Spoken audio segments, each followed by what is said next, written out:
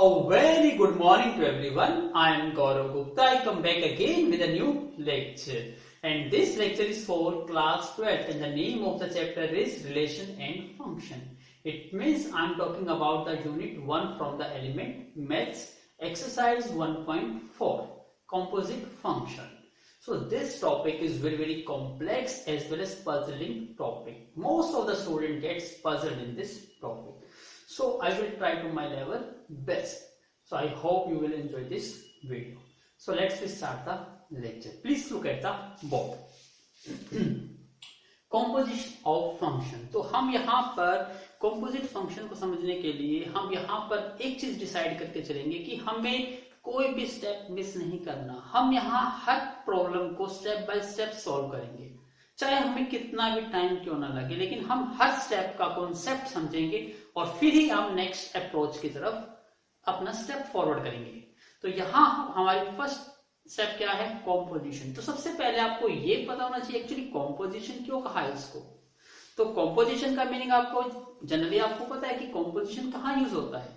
For example जैसे pizza की बात करते हैं, सबको डिलीशियस लगता है, सबको अच्छा लगता है, लेकिन वो एक्चुअली क्या सिंगल आइटम से बनता है? No, it's a composition of different item. Like उसमें चीज होती है, उसमें ब्रेड होता है, उसमें ऑनियन, उसमें टोमेटो, उसमें सो मेनी थिंग्स होती है. उन सब के कॉम्पोजिशन से क्या बनता है? आपका पिज्जा तैयार होता है.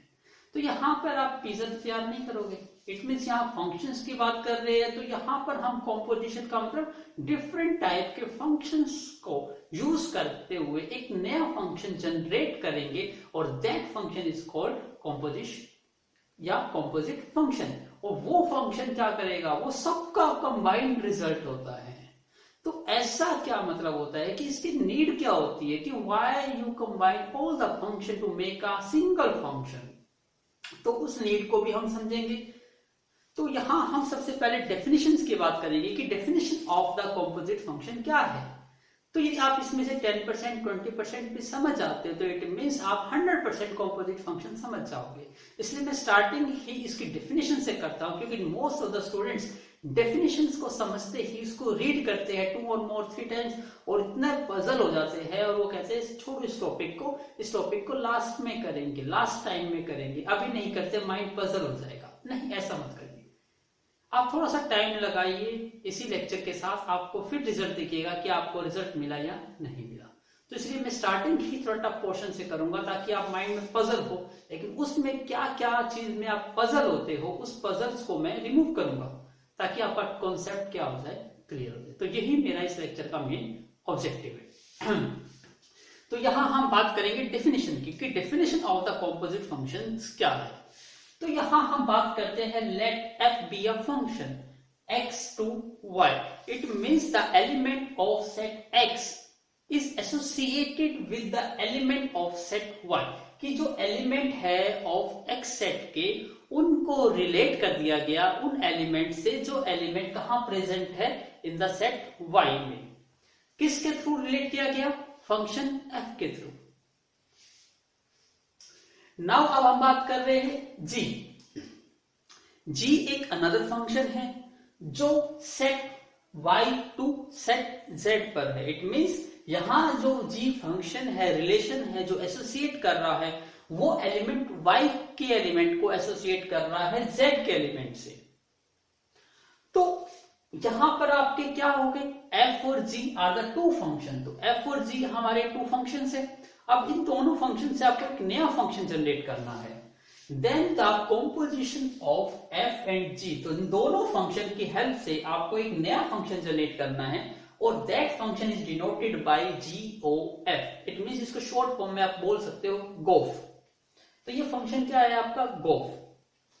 अब इसको डिफाइन कैसे किया गया? Is defined as. तो ये फंक्शन आपको ऐसा फंक्शन मिलेगा जहां directly element of set x को एसोसिएट कर दिया जाएगा एलिमेंट ऑफ सेट z को, but without knowing the elements of y. जो इंटरमीडिएट स्टेज है इसको खत्म किया गया है.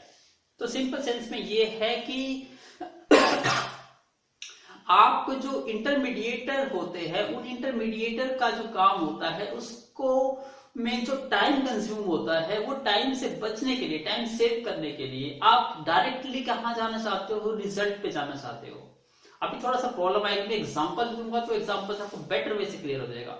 मेन पर्पस आपको क्या सीखा कि यदि हमें एक्स सेट से जेड सेट पर जाना है तो यहाँ पहले एक्स सेट से हमें वाई सेट पर जाना होगा जो फंक्शन एफ के थ्रू होगा, फिर हम वाई सेट से जेड सेट की तरफ जा सकते हैं। इट मींस हमें यहाँ 2 स्टेप फॉलो करने पड़ेंगे और यहाँ वाई सेट को क्या करना पड़ेगा, इन्वॉल्व करना पड़ेगा। यदि हम इस नीड को ही खत्म कर देते हैं y set, it means intermediate stage को ही खत्म कर देते हैं, तो वो जो स्टेज बनेगी वो स्टेज क्या है आपकी, गो एक्स टू जेड। तो यहाँ वाई नहीं आया, तो इज डिफाइंड एज या गिवन बाय, इसको कैसे डिनोट कर सकते हो, जी ओ एफ एक्स, इसको ऐसे भी लिख सकते हो। यहाँ जो भी x होगा वो x belongs to capital X, means for all values of the elements that belong to set X। ये थी definition of the composite function. तो आपको ये समझ आ गया कि यहाँ 2 फंक्शन, लेकिन ये कंफ्यूजन भी दूर कर लीजिए, जरूरी नहीं 2 फंक्शन, यहाँ 3, 4, 5, 6 कुछ भी हो सकते हैं, लेकिन हमारा मेन पर्पस रहेगा स्टार्टिंग टू एंड, जहां पर वो डायरेक्टली रिजल्ट की तरफ जाओगे आप। जो इंटरमीडिएट चाहे वो 1 स्टेज हो, 2 स्टेज हो, 3 स्टेज हो, उन सबको एलिमिनेट करना है आपको। तो ये थी एक नीड। अब इसकी नीड क्या होगी इसका मैं एग्जांपल से समझाता हूँ। यही एग्जांपल आपको एनसीईआरटी की बुक में दिया गया है, तो काफी अच्छा एग्जांपल है समझने के लिए कॉम्पोजिशन ऑफ फंक्शंस के लिए। तो please take a screenshot now. तो अब मैं एनसीईआरटी का एग्जांपल, इनसे पहले एक एग्जांपल और भी लेना चाहूंगा, आपके पसंदीदा एग्जांपल होगा। फॉर एग्जाम्पल आपके स्कूल में कोई कंपटीशन होता है, तो जैसे ही कंपटीशन एंड होता है विनर डिसाइड कर दिए जाते हैं कि ये विनर्स है, इन्होंने फर्स्ट पोजीशन अचीव की, इन्होंने सेकंड पोजीशन, इन्होंने थर्ड पोजीशन। तो जैसे ही पोजीशन आपको अनाउंस की जाती है तो आपके माइंड में क्या होता है, आपके मन में ये होता है कि सर अनाउंस तो की गई, अब हमें इसका क्या है, जो गिफ्ट है, जो अवार्ड है वो भी दे दिया जाए। लेकिन स्कूल की तरफ से क्या होता है, ये डिसाइड होता है कि नहीं, जब यहाँ डिफरेंट फंक्शंस हो जाएंगे तो हम एनुअल फंक्शन पर उनको क्या करेंगे, प्राइज डिस्ट्रीब्यूशन सेरेमनी करेंगे और उस टाइम पर आपको प्राइज देंगे। तो हर स्टूडेंट्स ये करता है कि सर आज ही कोई कंपटीशन हुआ तो प्राइज डिस्ट्रीब्यूशन ही आज होता है। इट मींस डायरेक्टली वो रिजल्ट पे जाना चाहता है, वो वेट नहीं करना चाहता कि इन बिटवीन ड्यूरेशन कितने सारे स्टेप्स होंगे, कितने कॉम्पिटिशन होंगे, फिर सब विनर्स को करके फाइनल एनुअल डे पर प्राइज मिलेगा। तो हर स्टूडेंट्स का मन क्या होता है कि यदि जहां डायरेक्टली मूव करने का मन होता है, इंटरमीडिएट स्टेप या प्रोसीजर में से वो पास नहीं होना चाहते। आई होप आपको चीज समझ आई होगी। इसके लिए मैं एक एग्जांपल और लेता हूं जो एनसीईआरटी में दिया गया है। एनसीईआरटी में एक एग्जांपल दिया गया, समझिए क्या है। आपके अब जैसे बोर्ड एग्जाम होने वाले हैं, तो यहां पर क्या हो, आप स्कूल, तो यहां पे स्कूल में क्या है, आप स्टूडेंट्स हो। तो आप जब बोर्ड के एग्जाम देते हो तो आपको एक पर्टिकुलर रोल नंबर असाइन किया जाता है, किसके थ्रू, बोर्ड की तरफ से। तो ये हमारा बोर्ड है,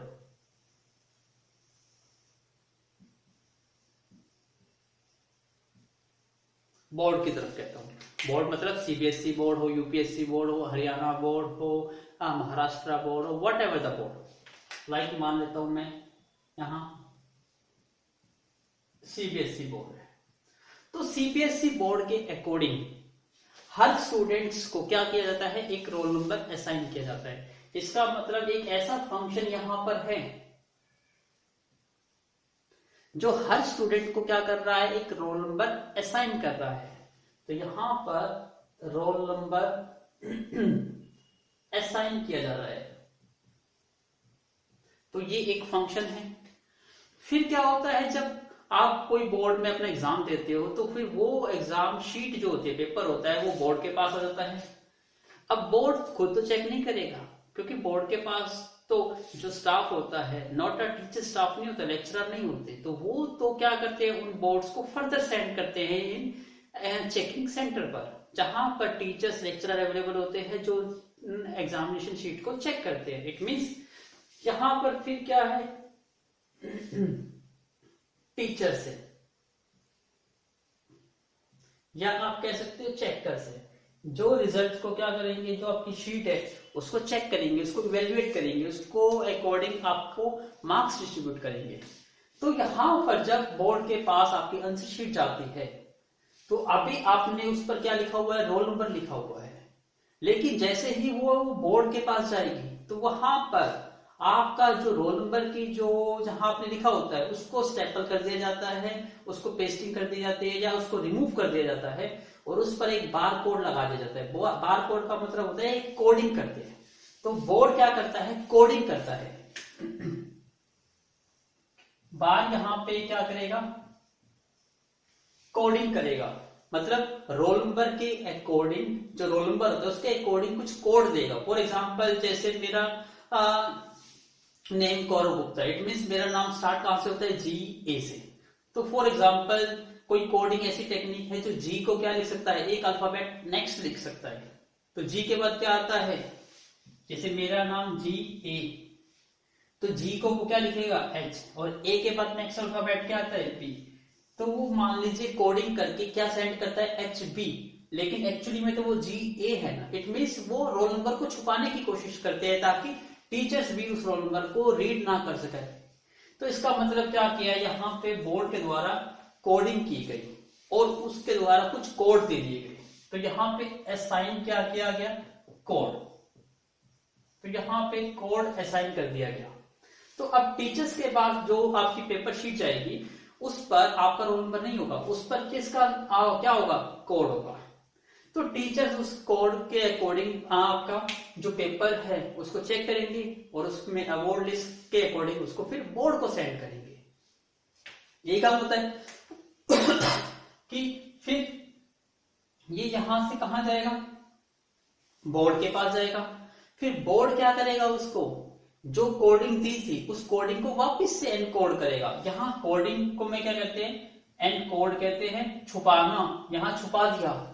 और यहां पे कहते हैं डिकोड, उसको वापस से उसी फॉर्म में कन्वर्ट कर देना। इसका मतलब जो पेपर शीट आई तो वो वापस से रोल नंबर की टर्म्स में यहाँ पे कन्वर्ट कर दी जाएगी बोर्ड के द्वारा, और फिर बोर्ड जो है वो रिजल्ट अपलोड कर देगा अपनी वेबसाइट पे, जिससे स्टूडेंट्स क्या है उसको देख सकेंगे। तो इस टाइप का प्रोसेस इन्वॉल्व किया जाता है थ्रू एग्जामिनेशन। तो लेकिन यहां हमारा मेन पर्पस इस टाइप से क्या है उसको समझना है। यहां जब आप कॉम्पोजिट फंक्शंस की बात करते हैं तो यहां दो कॉम्पोजिट फंक्शंस होते हैं, जिसको एक तो आप GOF कह देते हो, गोफ, एक हम कह देते हैं FOG, फोग। तो एक गोफ और एक फोग, एक्चुअली क्या होता है गोफ और एक्चुअली व्हाट इज फोग। जब आप इस डायरेक्शन में जा रहे होते हो, ये डायरेक्शन कहां से कहां, स्कूल से टीचर्स की तरफ, मतलब इस यहां से यहां, तो यहां फंक्शन आता है आपका GOF, गोफ। और जब आप यहां से यहां जाते हो तो ये फंक्शन होता है फोग, FOG। तो अभी हम डिटेल में समझेंगे इसको। तो पहले में हम एक फंक्शन समझने की कोशिश करते हैं, गोफ, तो आपको फिर दूसरा अपने आप ही समझ आ जाएगा कि क्या होता है। तो आपके माइंड में ये तो क्लियर हो गया कि दो टाइप के फंक्शन होते हैं, एक गोफ और एक होता है फोग। तो सबसे पहले हम गोफ की बात कर रहे हैं। गोफ का मतलब क्या, यहां से आपको यहां जाना है। तो पहले प्लीज टेक अ स्क्रीनशॉट। तो अब यहां समझिए, अभी हम पहले गोफ की बात कर रहे हैं। तो स्टूडेंट्स क्या चाहते हैं, स्टूडेंट्स इस स्टेज में इन्वॉल्व नहीं होना चाहते। स्टूडेंट्स तो क्या करना चाहते हैं कि मार्क्स पता करना चाहते हैं कि हमने पेपर दिए, हमारे पेपर टीचर्स के पास जाए और टीचर ही हमें क्या करे, रिजल्ट दे। इट मींस वो कहां जाना चाहते हैं, वो यहां जाना चाहते हैं, डायरेक्टली कहां जाना चाहते हैं, यहां जाना चाहते हैं। स्टूडेंट्स और टीचर के बीच में रिलेशन होनी चाहिए। बोर्ड का क्या रोल है, स्टूडेंट्स पेपर सॉल्व करते हैं और टीचर्स उसको मार्क करते हैं, इवेल्युएट करते हैं। तो ये बीच का जो स्टेप है वो क्या करना चाहते हैं, अवॉइड करना चाहते हैं। तो इस टाइप की जब आपको कोई नीड होती है कि जहां इंटरमीडिएट की नेसेसिटी नहीं है, नेसेसरी नहीं है वो चीज, या उसके बिना भी काम चल सकता है, तो उस चीज को अवॉइड करके डायरेक्टली फ्रॉम कहां मूव कर जाए, from step 1 to step last. तो इस टाइप की जब आपको नीड पड़ती है तो यही नीड को हम इजिली ओवरकम कर लेते हैं बाय यूजिंग कॉम्पोजिट फंक्शन। तो आई होप आपको क्लियर हो गया होगा कि एक्चुअली इसकी नीड क्या है।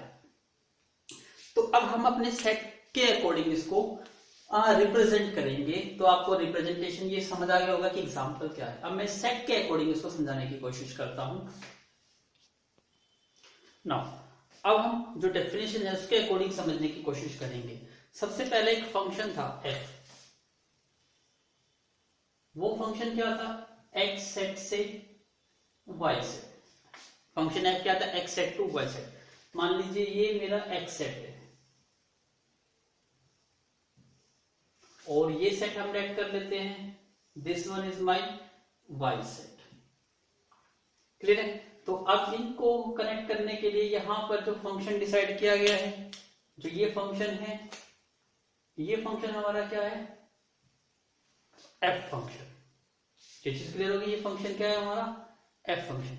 इसके एलिमेंट को हमने रिप्रेजेंट कर दिया स्मॉल x से। यदि बाहर ही कर देता हूं, यहां पर जो हम स्मॉल x यूज कर रहे हैं, that belongs to capital X, मतलब ये एलिमेंट्स को शो करता है किस सेट के, X सेट के। इसी टाइप से यहां y है तो मैं इसके एलिमेंट को शो कर देता हूं y, तो यहां y किससे बिलोंग कर रहा है, y सेट से। अब देखिए कि ये तो पहला फंक्शन है, तो कैसे लिखेंगे इसको, लिखने का तरीका बताया था मैंने। यहां पे जो फंक्शन है f किसके एलिमेंट को मैप कर रहा है, इस सेट के। इस सेट के एलिमेंट क्या है, x, तो इसका मतलब ये f ऑफ x। तो ये आपका एलिमेंट बन गया। ये एलिमेंट है क्या चीज, सेट y का एलिमेंट, और सेट y के एलिमेंट को आपने किससे रिप्रेजेंट करा है, y से। इसका मतलब ये f of x is equal to क्या बन गया आपका, y बन गया। अब दूसरा फंक्शन है g। g फंक्शन क्या है, जो y सेट के एलिमेंट को एसोसिएट करता है element of the set z। इसका मतलब y ये सेट है। अब हम एक सेट और बनाते हैं, z सेट। तो ये आपका z सेट है। अब ये z सेट है, इसके एलिमेंट को मैं रिप्रेजेंट कर देता हूं स्मॉल z से, that belongs to capital z। तो अब ये जो फंक्शन बनाया गया है इनके बीच में, ये फंक्शन, इस फंक्शन का नाम क्या है, g। तो ये फंक्शन है आपका g।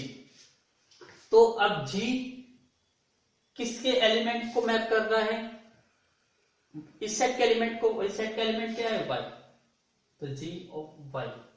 और आपको कौन सा एलिमेंट मिल रहा है, एलिमेंट ऑफ z सेट। और z सेट के एलिमेंट को किससे रिप्रेजेंट करा आपने, z। ये चीज क्लियर हो गई। अब इसको थोड़ा सा और देखेंगे, जी यहां y क्या है, यदि आप y को देखो, y किसके इक्वल है, f ऑफ x इक्वल। तो ये हो गया। तो ये रिप्रेजेंट हो जाता है, इसको क्या कहते हैं, गोफ। इसको ऐसे भी लिख सकते हो, जैसे ब्रैकेट देखिए g f ऑफ x, ऐसे भी लिख सकते हो, सॉरी g ऑफ f। तो ये g, इसको g ऐसे भी लिख सकते हो, इसको ऐसे भी लिख सकते हो।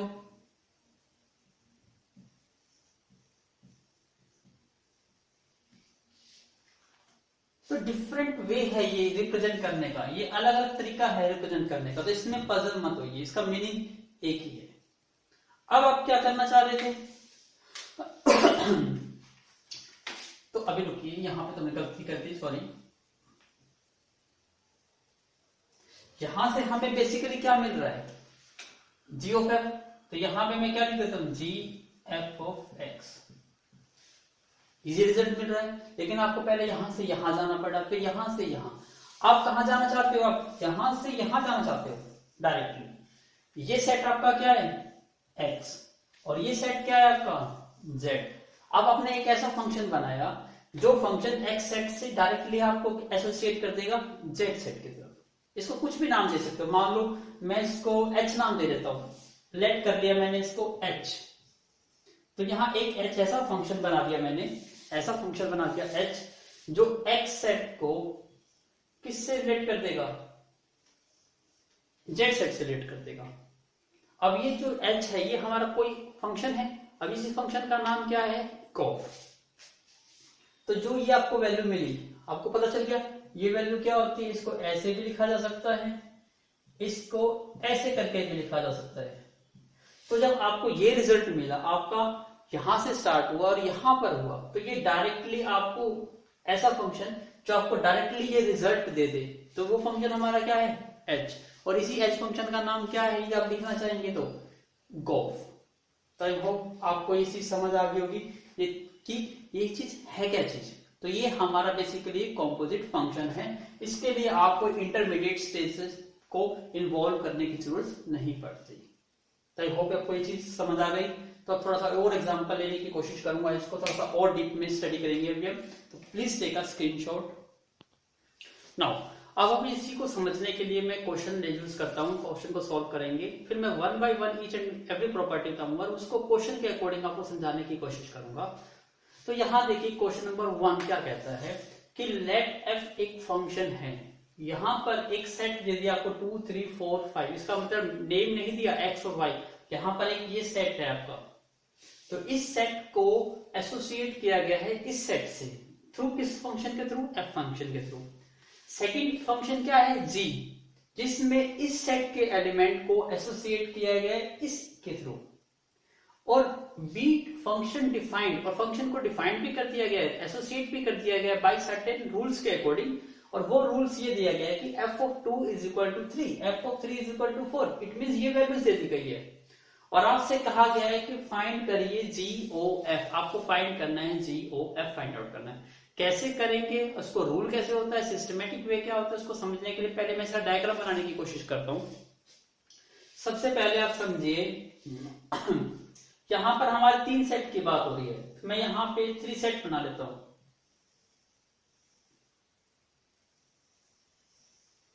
ये हमारे 3 सेट्स हो गए। फर्स्ट सेट में हमारे एलिमेंट क्या है, 2 3 4 5, 2 3 4 5, ये एलिमेंट है 2। तो सेकंड सेट में एलिमेंट क्या है हमारे, 3 4 5 9। और हमारा जो 3 4 5 9 को मैप किसमें किया गया, 7 11 15, 7 11 और 15।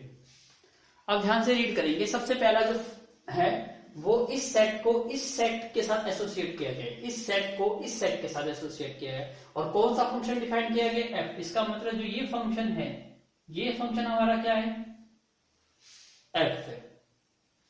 तो आपको पता है लिखने का तरीका क्या होता है f of element is equal to इस सेट का एलिमेंट, ऐसे लिखते थे। जैसे यहां पे हम बिलोंग करते थे x belongs to x set, y belongs to y set. तो यहां पर इसको क्या लिखते थे, f of x is equal to y, ऐसे लिखते थे कि f of x is equal to y, इसके एलिमेंट आते थे। तो यहां देखिए सबसे पहले हम बात करते हैं f ऑफ 2। f ऑफ 2 को किसके रिलेट कर दिया गया, 3 के साथ। इसका मतलब इसको किसके थ्रू रिलेट कर दिया गया, 3 के थ्रू। फिर f ऑफ 3 को रिलेट करा गया 4 के साथ। f ऑफ 4 और f ऑफ 5 दोनों को रिलेट किससे किया गया, 5 के साथ। तो 4 को भी रिलेट 5 के साथ किया गया और 5 को भी रिलेट 5 के साथ किया गया। ये चीज क्लियर हो गई। फिर दूसरा फंक्शन है हमारा g फंक्शन, जिसमें इस सेट को, और ये सेट कौन सा है हमारा, ये सेट है, मैप किया गया है 7 11 15 इस सेट के साथ। और इस फंक्शन का नाम क्या है, g। तो ये फंक्शन क्या है आपका, ये फंक्शन है आपका g। तो हम इसको कैसे लिखेंगे, g और ये एलिमेंट, और ये एलिमेंट क्या है आपका y। इसका मतलब g ऑफ 3। तो g ऑफ 3 देखो ये रहा, g ऑफ 3 ये रहा। g ऑफ 3 किसके इक्वल है, 7 के। तो इसका मतलब g ऑफ 3 ये किसके साथ मैप कर दिया गया, 7 के साथ। इसी टाइप से फिर g ऑफ ये एलिमेंट 4, g ऑफ 4 भी किसके साथ करा, 7 के साथ। फिर g ऑफ 5b और g ऑफ 9b किसके साथ मैप किया गया? 11 के साथ। g ऑफ 5b और 9b इसके थ्रू मैप किया गया। तो ये क्या बन गया आपका, इसका रिप्रेजेंटेशन बन गया। अब आपको फंक्शन क्या डिफाइन करना है? GOF, गोफ डिफाइन करना है। इसका मतलब डायरेक्टली आपको कहां से कहां जाना है? डायरेक्टली आपको यहां से यहां जाना है,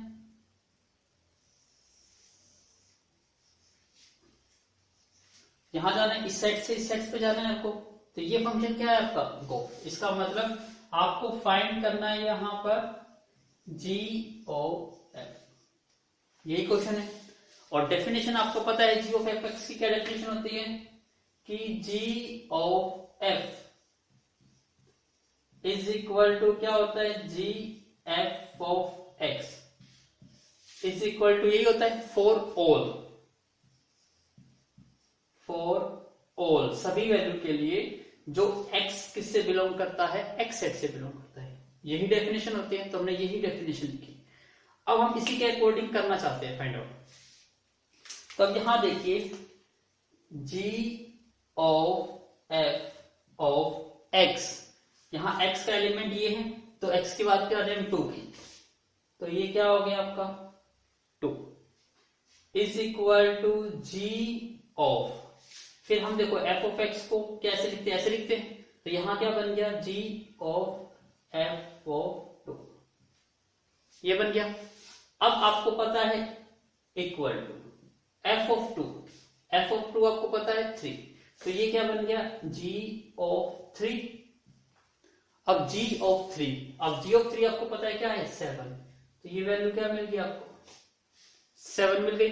इसका मतलब g ऑफ f2 किससे मैप हो गया? 7 से। आप देख भी सकते हो 2 की मैपिंग 3 से और 3 की मैपिंग 7 से। इसका मतलब f ऑफ 2 किसके इक्वल है?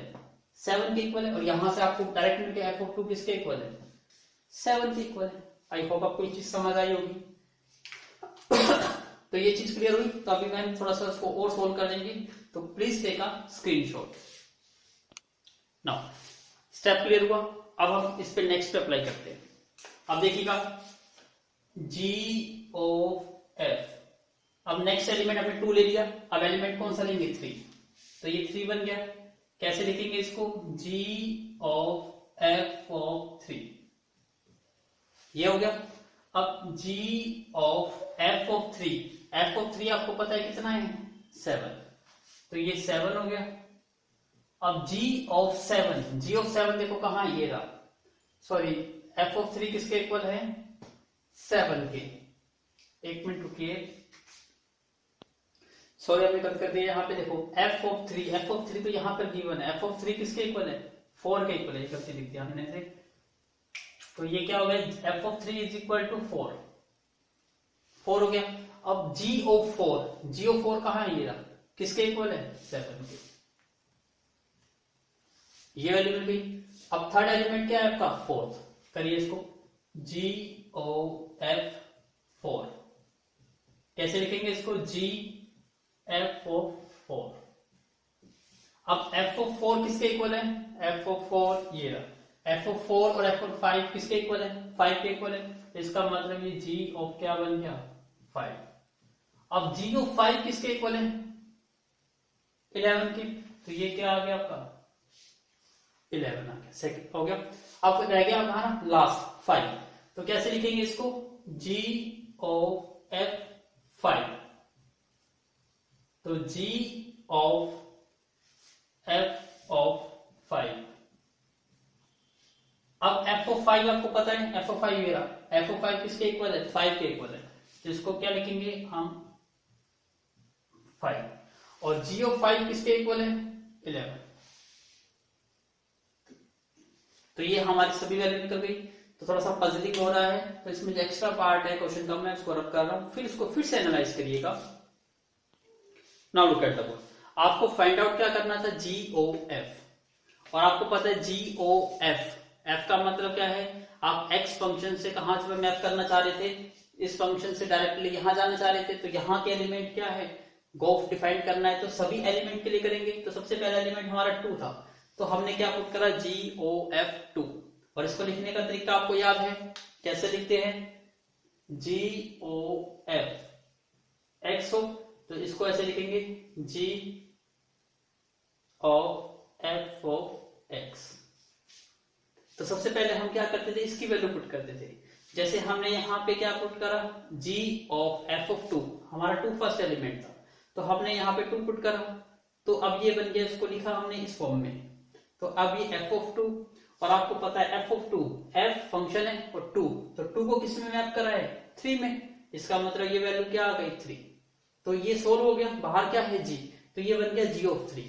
तो 3 देखो, g फंक्शन ये रहा, g ऑफ 3 को किस में मैप किया है, 7 में, तो ये वैल्यू क्या आ गई, 7। तो ये डायग्राम से तो आप 1 मिनट में निकाल लेते हो, और थोड़ा सा लिखने का तरीका आपको ये आ गया, तो आप विदाउट मेकिंग द डायग्राम, बिना डायग्राम बनाए भी क्वेश्चन को सॉल्व कर सकते हो। तो आई होप आपको ये क्वेश्चन समझ आ गया होगा। तो यहां पर अब हमारा g ऑफ फंक्शन को, फाइनल आंसर को कैसे लिखेंगे, तो अब ये जो हमारा g ऑफ f फंक्शन आया, ये किसके इक्वल आएगा, पहला आंसर आया आपका 2 और 7, तो हम इसको लिखेंगे 2,7। सेकेंड आंसर हमारा आया 3 को मैप किया गया 7 से, 3,7। थर्ड आंसर आया हमारा इसमें 4 को मैप किया गया 11 से, 4,11। फिर उसके बाद 5 को मैप किया गया 11 से, तो 5,11। ये आपका क्या आ गया, आंसर आ गया। आई होप आपको ये चीज क्लियर हुई होगी। तो अभी हम इसमें भी तो पहली डेफिनेशन समझी है, अभी इसकी प्रॉपर्टीज भी है, सो मेनी टाइप्स के भी और डिटेल्स में आपको इसको पढ़ना है। तो इसलिए मैं क्वेश्चंस के अकॉर्डिंग आपको पहले डिटेल्स में कराऊंगा और फिर उसके रिलेटेड क्वेश्चन समझाने की कोशिश करूंगा। आई होप आपको कॉन्सेप्ट भी क्लियर हो गया होगा और क्वेश्चन भी समझ आ गया होगा। तो please note down. Now look at the board.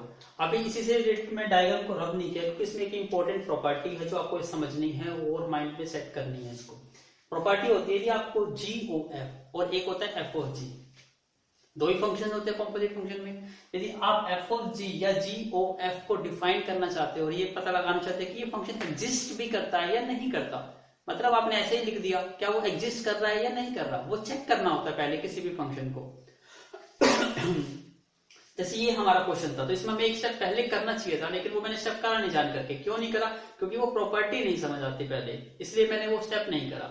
तो जब भी आप GOF f और g निकालना चाहते हो तो आपके पास एक कंडीशन होनी जरूरी है कि वो एग्जिस्ट करते हैं या नहीं करते। इसके लिए यदि आपको याद रखिए, यदि आपको GOF यदि फंक्शन एग्जिस्ट करता है तो जो फंक्शन f की जो रेंज होगी वो इज अ सबसेट होनी चाहिए किसकी, ऑफ g। तो मैंने यहां कंडीशन लिखी, range of f is a subset of domain of g। इसको ऐसे लिखो या ऐसे लिखो, range of f is a subset of domain of g। आप सोच रहे होंगे सर ये क्या चीज है, कुछ समझ नहीं आया, तो इसको इस डायग्राम के अकॉर्डिंग समझिए। हम रेंज ऑफ f की बात कर रहे हैं, यहां फंक्शन f है तो ये इसका डोमेन है और जिसके साथ मैपिंग हुई है वो क्या है, उसकी रेंज है। तो यहां पे रेंज ऑफ f की बात करते हैं हम। पहले एक बार इसका स्क्रीनशॉट ले लीजिए फिर मैं आपको इसमें समझाता हूं। और सिमिलरली जो f ऑफ g है वो एग्जिस्ट तब करेगा जब रेंज ऑफ g एक सबसेट होगा किसका, डोमेन ऑफ f का। ये कैसे होगा, लिखने का तरीका सीखिए, अभी मैं आपको समझाता हूं विद एग्जांपल के साथ। तो please take a screenshot first. Now आप समझिए, मैं क्या करता, रेंज ऑफ f, यहां देखो f की रेंज क्या है, यहां पर रेंज क्या होती है, जो एलिमेंट एसोसिएट होता है। इसका मतलब 2 किसके साथ एसोसिएट है, 3, तो 3 इमेज है जिसके साथ भी मैपिंग हुई है। या 3 की मैपिंग किसके साथ है, 4 के साथ है। 4 की मैपिंग किसके साथ है, 5 के साथ है, तो 5 भी इमेज है। 5 की इमेज मैपिंग किसके साथ है, 5, तो 5 ऑलरेडी आ चुका, तो ये क्या है, ये इसकी रेंज है। अब हम डोमेन ऑफ जी की बात करते हैं। जी का डोमेन जी है और इसका डोमेन क्या है, 3, 4, 5, 9। तो इसका डोमेन क्या है, 3, 4, 5, 9। तो आप ये देखिए एग्जांपल कि 3, 4, 5 ये इसका एक सबसेट है या नहीं है बिल्कुल, क्योंकि 3, 4, 5 जो एलिमेंट्स है वो इस सेट में प्रेजेंट है। तो आप कह सकते हो कि जो ये सेट है ये सबसेट है ऑफ दिस का। मान लीजिए इसमें से यहाँ 5 की जगह मान लो 6 होता, 5 की जगह 6 होता, क्या ये इसका सबसेट है? यदि ऐसा होता तो g ऑफ f भी एग्जिस्ट नहीं करता। तो फॉर जो आप कह रहे हो g ऑफ f ये एग्जिस्ट नहीं करता, क्यों? क्योंकि यहाँ पर 6 होता और 6 की मैपिंग हो ही नहीं है, इमेज ही नहीं है। तो यदि 6 इसके अंदर प्रेजेंट ही नहीं है तो आप डायरेक्टली यहाँ पर कैसे जा सकते हो? नहीं जा सकते। इसलिए कंडीशन होती है, यदि आपको यहां से यहां जा रहे हो, कंपोजिट फंक्शन निकाल रहे हो, तो उनकी कंडीशन पता होना चाहिए। तो लिखने का तरीका याद रख लीजिए। तो इसी क्वेश्चन में ऐड कर दीजिएगा पहला स्टेप। क्या लिखेंगे? देखिए आप लिखोगे because 3 4 5 is a subset of 3 4 5 9। तो आप यहां पे range of f is a subset of domain of g, इसलिए g ऑफ f एग्जिस्ट करता है, इसलिए ये आपका एग्जिस्ट करता है। और फिर आपको जो क्वेश्चन आपने बताया g ऑफ f ब्रैकेट में 2, फिर वो स्टेप लिखना है। तो ये चीज क्लियर होगी। तो ये हर क्वेश्चन में आप कोशिश करिए, चेक करिए कि एग्जिस्ट करता है या नहीं। कई बार क्वेश्चन कह देता है कि आपको ऐसे दे देगा और whether the g of f या f ऑफ g एग्जिस्ट कर रहा है या नहीं कर रहा, कैसे चेक करेंगे? इसलिए ये दो प्रॉपर्टी मैंने आपको यहाँ लिखवाई। इसी टाइप से और भी बहुत चीज आपको समझनी है, तो वो मैं 1 बाय 1 समझाऊंगा। अब सेकंड क्वेश्चन देता हूं इसका, और उस क्वेश्चन में क्या कॉन्सेप्ट है और फिर कैसे हम कंपोजिट फंक्शन पे उसको सोल्व करेंगे, तो वो अब क्वेश्चन को हम सोल्व करेंगे। Please take a screenshot. Now look at the board. Question number 2 क्या कहा है? इसमें एक फंक्शन है f जिसमें रियल नंबर को एसोसिएट किया गया है रियल नंबर के साथ, इज डिफाइंड बाय, ये फंक्शन को डिफाइन किया गया, मतलब एक सिंगल फंक्शन है, यहाँ पे कंपोजिट तो है ही नहीं। तो क्या कहा गया? Find the f of f। तो यहाँ दो कंपोजिट फंक्शन नहीं है, लेकिन फंक्शन को फंक्शन के साथ ही क्या कर दिया गया? ज्वाइन कर दिया गया। तो इसको भी क्या कहोगे आप? कंपोजिट फंक्शन ही कहोगे बेसिकली। यहाँ दो अलग अलग फंक्शन नहीं है, लेकिन एक फंक्शन को एसोसिएट कर दिया गया उसी फंक्शन के साथ। तो सोल्व करने का तरीका वही है। कैसे? हमें फाइंड क्या करना है यहाँ पर? f ऑफ f, ये फाइंड आउट करना है। आपको पता है इसका तरीका क्या होता है लिखने का तरीका? f of x। अब ये देखिए कि f ऑफ x है क्या चीज?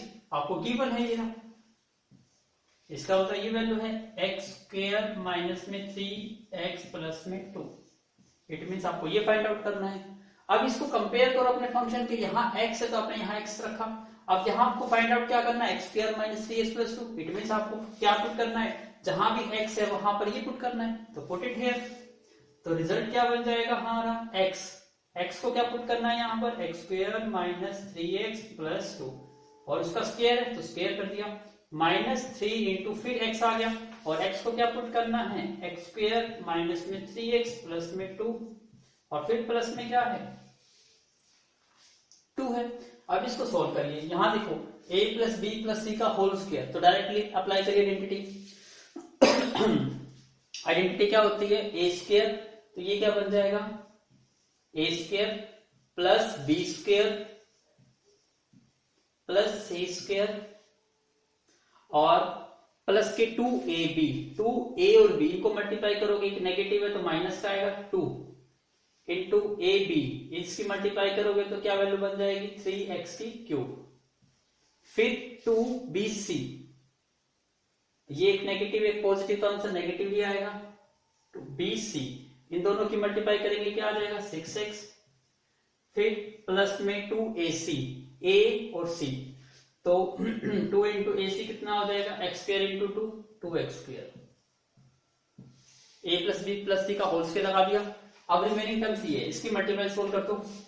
माइनस के 3 इंटू एक्स स्क्वायर, माइनस के 3x स्क्वायर, प्लस के 9x और माइनस के 6 और प्लस के 2। इसको और सिंप्लीफाई करिए।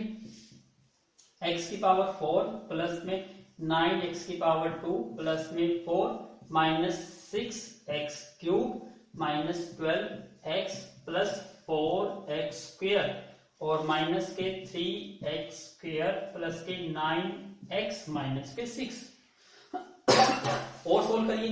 हाईएस्ट पावर देखो इसमें कितनी है? 4, तो x की पावर 4 एज इट इज। उसके बाद हाईएस्ट पावर क्यूब है, माइनस के 6x क्यूब। उसके बाद हाईएस्ट पावर 2 है, और 2 तो बहुत सारी टर्म्स हैं, एक टर्म ये भी है और ये भी है, ये भी है। 4 में से 3 करेंगे 1x² और 9 तो ये क्या बन गया 10x²। उसके बाद x वाली टर्म देखिए, यहां भी x है यहां भी x है, ये माइनस का 12 ये प्लस का 9 तो माइनस के 3x हो गया। अब कांस्टेंट टर्म देखिए, यहाँ प्लस का 4 और ये माइनस के 6 तो माइनस के क्या आ गए 2। मैं चेक करता हूं आंसर क्या है इसका, माइनस के 2। सॉरी यहां पर थोड़ी सी कहां मिसप्रिंटिंग रही, यहाँ पे माइनस के 3x लिख दिया हमने, 9x लिख दिया, माइनस के 6 प्लस के 2 भूल गए यहाँ पर, सॉरी।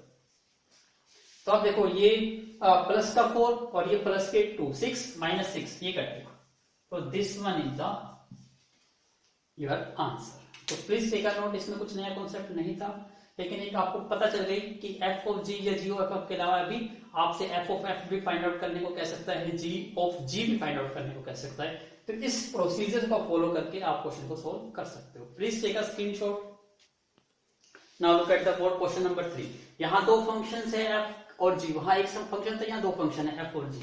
दोनों रियल नंबर टू क्या है, रियल नंबर एसोसिएट किए गए हैं, आर डिफाइंड बाय, दोनों को डिफाइन कर दिया गया। एफ ऑफ फंक्शन का रूल ये है और जी ऑफ एक्स फंक्शन का रूल ये है, और आपसे कहा 4 पार्ट्स में कि इनको सोल्व करिए। अब देखिए क्वेश्चन इट्स सो इजी, आपको पता है, तो जैसे मैं इसमें से एक या दो पार्ट सोल्व करते हैं, रिमेनिंग आप खुद सोल्व कर सकते हो।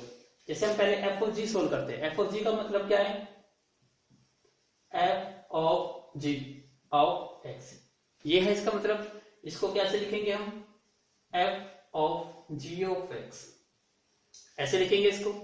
अब इसको और सोल्व करिए, एफ ऑफ, अब यहां जी ऑफ एक्स, और जी ऑफ एक्स देखो कहां ये रहा, जी ऑफ एक्स की वैल्यू क्या है 2x माइनस 3। अब फंक्शन क्या बन गया f का, अब f कहां पर है ये रहा। अब यहाँ x था तो आपने यहाँ x पुट करा, अब यहाँ आपको फाइंड आउट क्या करना है 2x माइनस 3। इसका मतलब जहां भी x है वहां क्या रिप्लेस कर देंगे 2x माइनस 3, तो ये किसके इक्वल बन जाएगा, x की जगह क्या पुट करना है यहाँ पर 2x माइनस 3, 2x माइनस 3, और स्केयर है तो आपने स्केयर कर दिया, प्लस 3 मल्टीप्लाई x, और x को रिप्लेस करना है 2x माइनस 3 से, और प्लस के। अब इसको जस्ट डू सॉल्व दैट। क्या वैल्यू आएगी इसको सोल्व करेंगे तो a square plus b square और माइनस के 2ab, 2 इंटू 2 4 इंटू 3 12, माइनस के 12x, 3 into 2 6x minus 9 plus 1। इसका मतलब 4x स्क्वायर और माइनस के 12 प्लस के 6 माइनस के 6x, 9 में से 9 कैंसिल आउट हो गया, प्लस के 1। It mean this one is the answer. मैं चेक करता हूं answer, 4x square minus 6x plus 1, yes that answer is correct. Second देखिए, अब आपको क्या निकालना है, g of g। Second part भी सोल्व करते हैं, g ऑफ f। यहां g ऑफ f क्या हो जाएगा, g of f of x। तो इसी में यहीं पे सोल्व करता हूं मैं इसको, प्लीज टेक अ स्क्रीनशॉट, और मैं इस आंसर को एक बार हाईलाइट कर लेता हूं। ये आपकी वैल्यू किसकी आई है, f ऑफ g की। इसको मैं रब नहीं करूंगा, क्यों नहीं करूंगा, कुछ एक प्रॉपर्टी और डिफाइन करूंगा इसी से related. Please take a screenshot now to solve this. अब इसको सोल्व कर लेते हैं हम, g ऑफ f को। तो इसको क्या लिखेंगे, g ऑफ f x, और फिर इसको लिखेंगे g of f of x। अब g of f of x, f of x की वैल्यू तो आपके पास ये नहीं, तो पुट करो x square plus 3x plus 1। अब g फंक्शन ये रहा, इसका मतलब जहां x है वहां x को क्या रिप्लेस करना है, इस पूरी टर्म से रिप्लेस करना है, तो पुट इट हियर। तो क्या बन जाएगा ये, पहले 2 इंटू एक्स, और x को रिप्लेस किससे करना है, x square plus 3x plus 1 minus के 3। इसको और सॉल्व करो, ये 2x स्क्वायर प्लस में 6x प्लस में 2 माइनस 3। इसका मतलब हमें क्या रिजल्ट मिल गया, 2x स्क्वायर प्लस में 6x और माइनस के 1, ये रिजल्ट मिल गया। अब आपको दिखाई देगा कि ये आपकी वैल्यू किसकी आई, क्या निकाला हमने, गोफ, और ये क्या निकाला था आपने, फोक। अब दोनों को कंपैरिजन करिए, क्या दोनों आंसर सेम है? नो, अलग। इसका मतलब जो गोफ या फोग है आर नॉट कॉम्पिटिटिव। तो इसको नोट कर लीजिए यहां पर,